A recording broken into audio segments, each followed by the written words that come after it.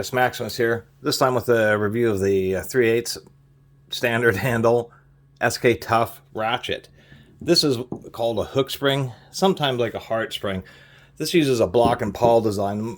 The most common modern ones is these roto heads, but the design on these, they use a heart spring or maybe a double hook spring, which is just a little bit beefier and tougher, a little bit stronger to address some of the issues that happened on some earlier models like Allen, Craftsman, or Allen USA, Craftsman, and of course SK had a similar design. It's really pretty strong, but it has its issues where there's only a half heart spring or a hook spring. And then on these SKs, and I have already done a video on this 1/4 inch drive, part of why I'm doing this new video is one, to compare, to show how there's just such a stark difference in forging. Like this has a nice kind of thin handle. I kind of like this, but really oversized head. But definitely pretty tight. Pretty tight anvil. This one's a little bit looser, but it's just so interesting that these, you know, are like, seem like a different language. And this is a 45-175, where this is a 409-75. So 45 series versus a 40 series.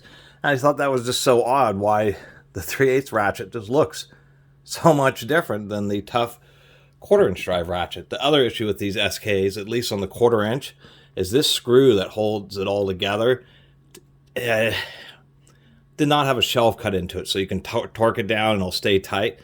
Instead, you have to adjust the tension just right, otherwise you have issues with it self-reversing. Another issue I found with this one is, or in this style, as you can see, this one's already slipping.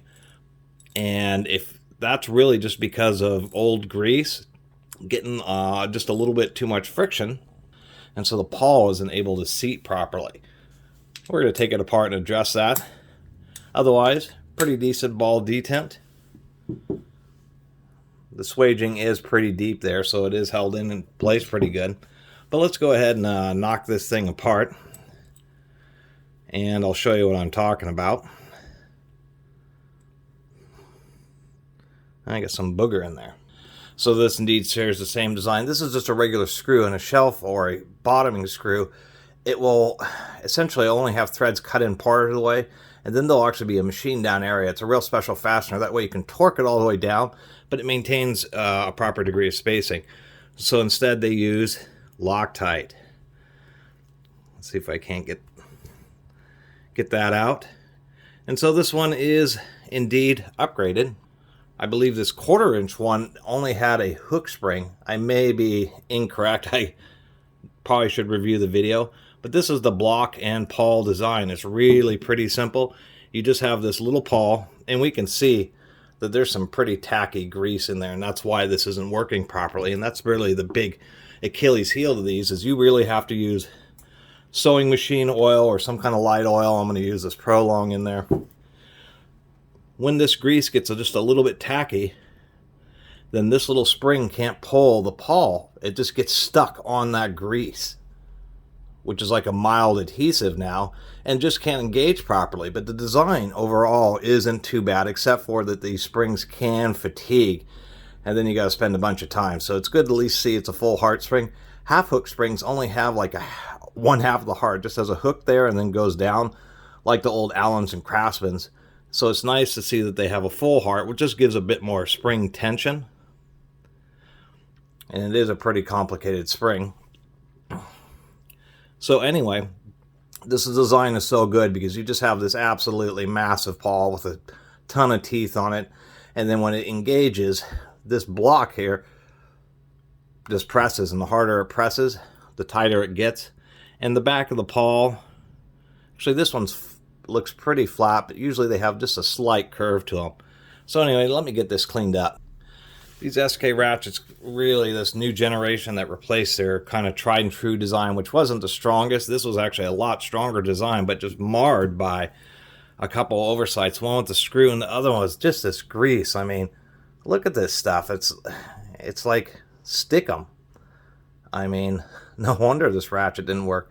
Can't imagine how many people bought these SK Tuff ratchets, and just after a short amount of time, probably only takes a year or two for this grease to get to the point to where they just start slipping. And if somebody's more fastidious, then they would have taken it apart and cleaned it up. But nonetheless, it's still pretty frustrating just to have a ratchet.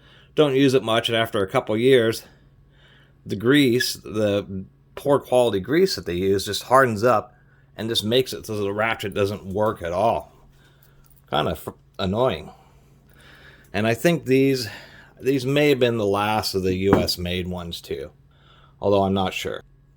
Alright, here's our parts cleaned up, and so I'm just going to reassemble it, use a little bit of that Prolong.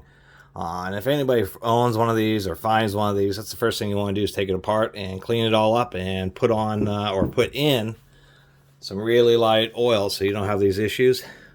One thing I will say is nice is that they do use a pressed-in steel pin. One of the issues with these type of block and pawl ratchets is that this will be like a cast zinc switch.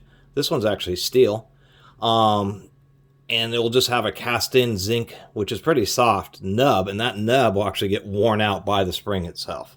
And the last quick note for assembly is you kind of take the little nub, you get the spring centered, then you actually just take and put the nub in there and then push it into place. And that kind of holds it together, and then get your screw in there.